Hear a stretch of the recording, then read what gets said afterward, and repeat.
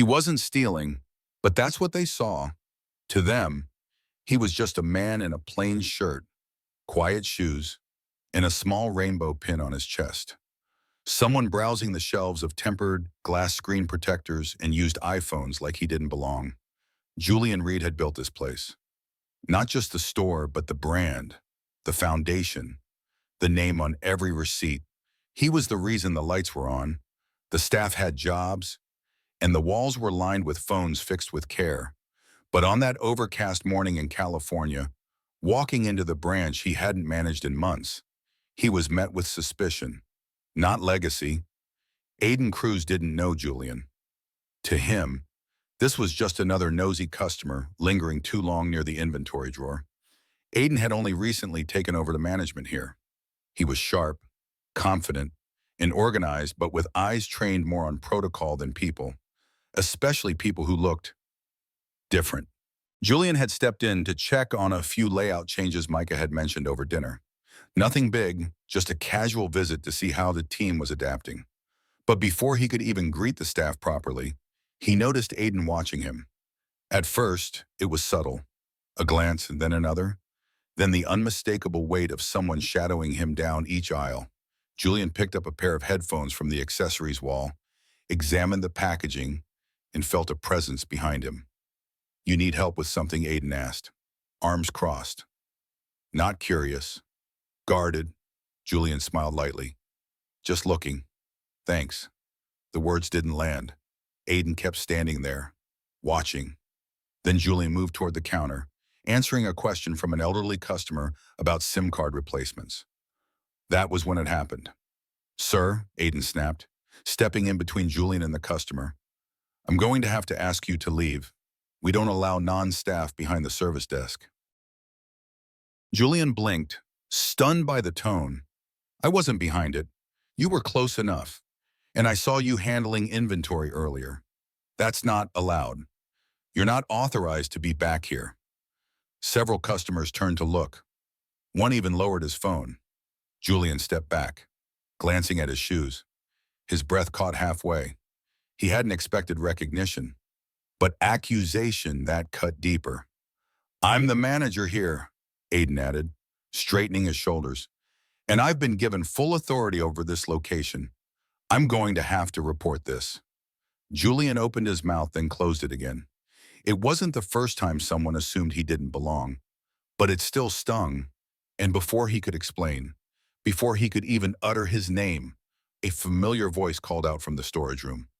MICAH LIN emerged, clipboard in hand, calm, kind-eyed, the quiet half of their partnership. The man who had stood beside Julian through every broken part they'd soldered back into place. He looked at Julian, then at AIDEN, then at the silence that had stretched too long and too far. Julian didn't say a word. He didn't need to, because some truths carry more weight when spoken by the ones who've witnessed everything. What happens when your identity, your love, and your legacy are erased by ignorance? Subscribe to Heart Story to hear the rest of Julian's journey, because some stories deserve to be heard all the way through. Julian didn't react. Not with anger, not even a smirk. He simply met AIDEN's eyes, calm, composed, unreadable. AIDEN, on the other hand, took a step back as MICAH approached. Perhaps it was the way MICAH looked at Julian, not with confusion, but concern, as if this had happened before, as if the weight of unspoken words was heavier than the confrontation itself. "I'm sorry," AIDEN began quickly, his voice shifting. "I didn't know he was with you." MICAH didn't answer right away. He just placed the clipboard gently on the counter, his eyes still on Julian. Then, finally, he turned to AIDEN and asked, quietly, "Do you know who he is?" His hesitation said enough. He was acting suspicious. AIDEN said, straightening, "I was doing my job. He looked like he was tampering with stock, and he was talking to a customer without staff clearance." And he paused, glancing again at the rainbow pin on Julian's chest. He looked out of place. That last part he didn't mean to say it aloud, but it slipped through anyway. Julian didn't flinch. "Out of place," MICAH repeated. his tone still neutral. Aiden rushed to explain. I meant, it didn't look like he worked here. That's all. Julian finally spoke. No, I don't work here, not anymore. His voice was steady, low. But I remember when this place was just an idea drawn on a napkin, with less money than time and more risk than anyone could afford. Aiden blinked. Micah stepped in. Julian is the co-founder of this company. This store, both stores exist because of him. The air thickened. Even the quiet background hum of the display phone seemed to fade. Aiden stumbled. I didn't know. I know you didn't, Julian replied gently. Aiden shifted on his feet. I was just following procedure. Julian nodded. Of course, that's what good managers do. But then he paused, looked directly at Aiden, and asked, and in your procedure, is there any part that reminds you to check your heart before your judgment? Aiden froze. The store felt suddenly too bright, too quiet. Julian wasn't shouting. He wasn't angry. But the question landed with more weight than anything he could have yelled. Micah glanced at him, a silent gesture of reassurance, a brief flicker of shared memory. They had built this place not just to sell phones, but to create something safer than the world they had come from. Aiden opened his mouth, but no words came out. Instead, he turned away slightly, swallowing the bitter taste of recognition. Julian didn't press further. He simply looked at the store, the glass counters, the framed certificates on the wall, the reflection of himself in the dark screen of a display tablet. Then he turned to Micah. I think I'll stay for a bit. There's still some time before the next meeting. Micah nodded, his expression soft. I'll bring out the numbers for this month. And maybe that coffee you like. Julian gave a faint smile. That'd be good. Aiden stood there, unsure whether to walk away or apologize. But Julian didn't give him a verdict. Only space. And sometimes, space was louder than punishment. Outside, the clouds shifted, letting in a rare beam of sunlight through the glass doors. Julian watched it stretch across the floor, touching the tip of a rainbow pin that, for once, didn't feel small. That night, Julian lay awake long after Micah had fallen asleep beside him. The house was quiet, dimly lit by the soft glow of a hallway light they always left on a habit born from years of sleeping in unfamiliar places. Micah had suggested he make things clear to the staff. Just come out and say it. Officially, let everyone know who he was not just as a co-founder, but as the man behind the whole operation. But Julian hesitated, not because he didn't know how to speak.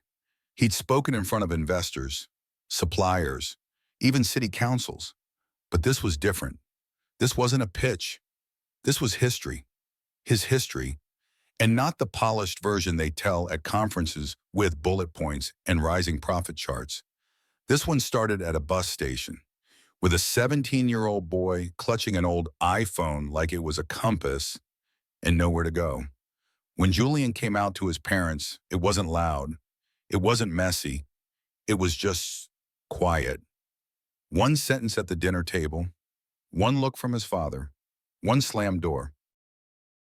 That night, his mother gave him a blanket and $50. She didn't cry. She just said, "Don't come back until you've found a way to be someone else." But Julian never found a way to be someone else.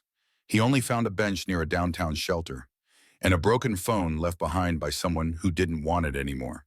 He fixed it, then another, then another. Word spread. A boy who could bring your cracked screen back to life with nothing more than a screwdriver.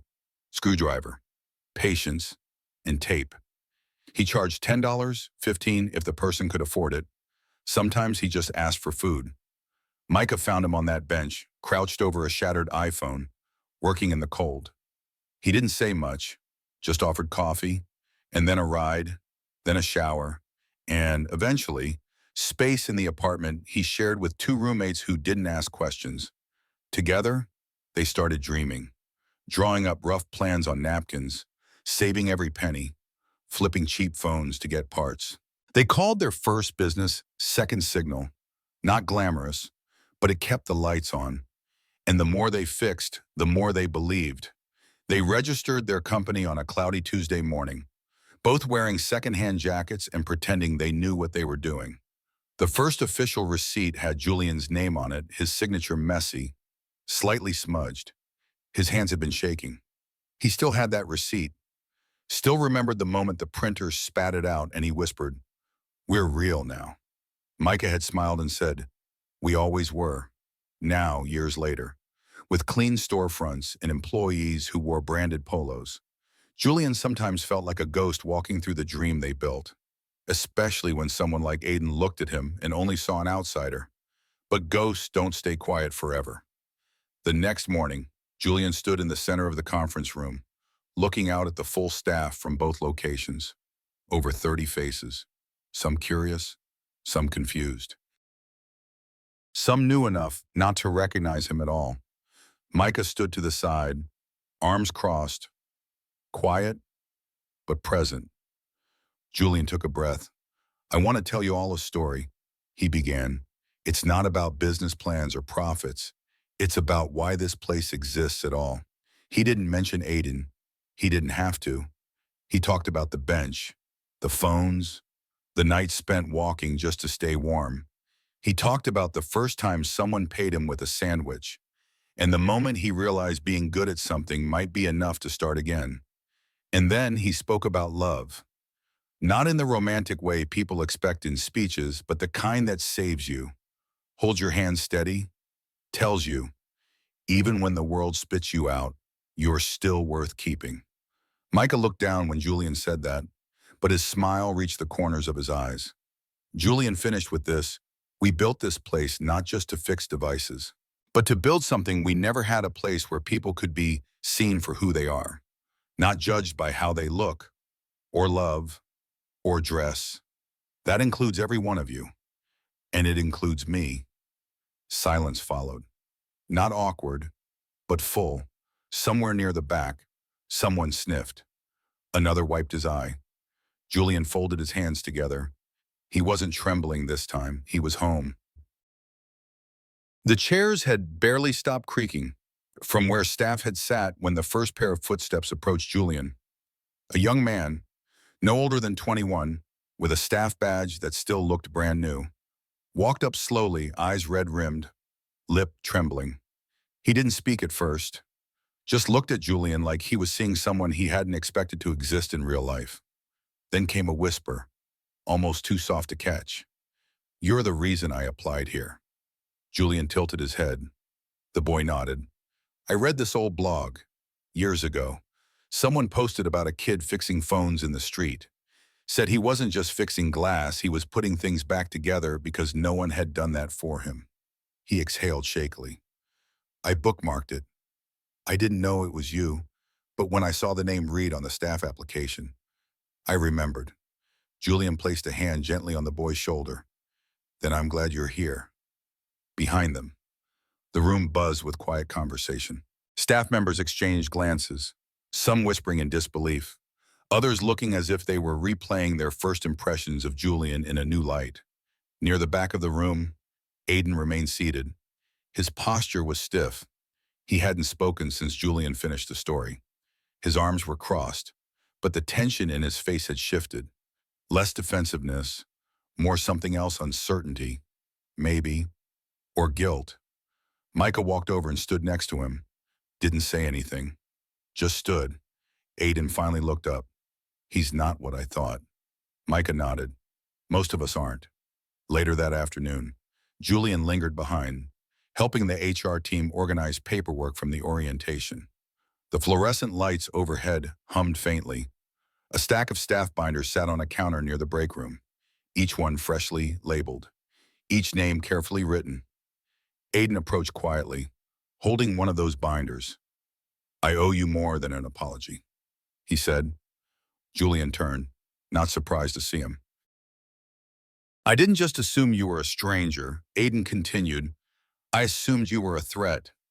Not to the store. To me, you looked comfortable, unapologetic. I've never been able to be that." Julian didn't respond. He waited.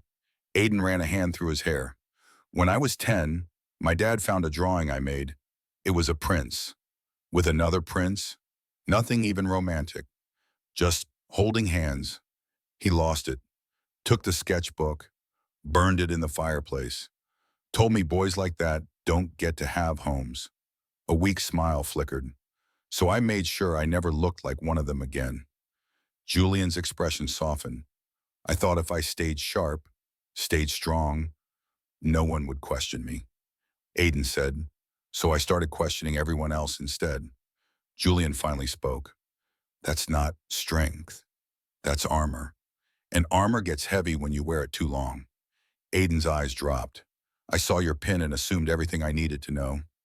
But I didn't see the hours, or the fight, or the choices. Julian walked over to a nearby drawer, opened it, and pulled out a small, slightly faded notebook. This, he said, handing it over, is the original ledger. The first 25 orders we ever completed. Every one of them handwritten. You'll find the signature at the bottom of each read. That was my proof that I existed, that I wasn't just some kid on a bench. Aiden held the notebook with both hands, carefully, as though it might fall apart if touched too hard. Julian didn't say anything more. He simply turned back to the counter, where invoices waited. Aiden stood there for a long while, flipping through the pages, seeing a history not stored in archives or polished speeches, but in smudged ink and imperfect numbers. And maybe for the first time, understanding what it meant to build something when no one wanted you to succeed. Before he left the room, Aiden stopped at the door and turned back. Thank you for not throwing me out. Julian didn't look up. Everyone deserves a place to learn, even the ones who think they already know everything. Aiden nodded, quietly stepped out, and closed the door behind him. Across the wall near the service desk, a framed mission statement hung, a dusty, forgotten piece from the early days. No one read it anymore. But that day, Julian did, and he smiled. The new signs went up on a quiet morning. No ribbon cutting, no press release, just the gentle clang of a ladder being folded in a moment of stillness as the sun hit the freshly mounted letters, Reed and Lin, more than just phones, a place where everyone belongs. Julian stood across the street, hands in his jacket pockets, watching. MICAH joined him with a cup of black coffee, still too hot to sip. Neither spoke for a while. It had been a week since the staff meeting, since the story, since the notebook changed hands and something inside Aiden cracked open. Since then, things hadn't gone back to normal. But maybe that was the point. Aiden had stayed late every night, reviewing policy manuals and personally meeting with each staff member to talk through what culture meant beyond customer service scripts. He didn't speak much about what happened, but the difference was visible. He listened more, and for the first time, his posture didn't seem like a shield. That morning, he had asked Julian if it would be all right to shadow at the flagship store for a week to understand where this place came from. He had said. Julian agreed without hesitation. Back inside, the store looked the same bright counters, same smooth glass, but something invisible had shifted. Near the register, the original company ledger had been placed behind protective glass, pages slightly yellowed, ink blurred where tears had once fallen. A small plaque below it read, "Beginnings are never small when they carry everything you have." Julian walked past it now, nodding softly, remembering. A few steps away, MICAH was reviewing the new hiring board. 2 new applicants had written. Under "Why do you want to work here?" One word, belonging. That was enough. In the back office, Julian found a small box waiting on his desk. Inside was a note in Aiden's handwriting. "Thank you for not seeing me as the worst thing I said. I hope I can learn to do the same for others." Next to it was a sketch. 2 figures, not detailed, just silhouettes, but unmistakably 2 men side by side holding hands beneath the new company sign. Julian placed the sketch gently into his drawer, next to the signed lease agreement, and beneath that, the letter, the legal document that confirmed what few people had ever known. Julian wasn't just co-founder. He was the sole legal owner of the entire Reed and Lin chain. Years ago, after 3 of their early partners pulled out, Julian had refinanced everything in his name to keep the business afloat. Micah had insisted on keeping his name off the papers, just in case anything ever happened. "You're the heart of this," he had said. "I'll always be the lungs, breathing quietly behind you." Now, Julian no longer needed to whisper about his place here. He didn't need to flash credentials or remind anyone who signed the paychecks. He had made the place, and now he had named it too. Outside, a new customer entered, an older woman, her son walking beside her in a wheelchair, rainbow laces tied into his sneakers. The bell above the door chimed softly. Julian turned and smiled, stepping forward not as the boss, not even as the founder, but as someone who had finally found peace in the very space he once feared entering. This store was never about phones. It was always about rebuilding what the world tried to break. In Tutty, that rebuilding had come full circle. So now I ask you, what does it truly mean to belong? Is it about being welcomed? Or about daring to show up even when no one opens the door? Let me know your answer in the comments, because someone else reading might just need the courage you found. Subscribe to Heart Story for more true-feeling tales of pride, healing, and power told quietly but remembered forever.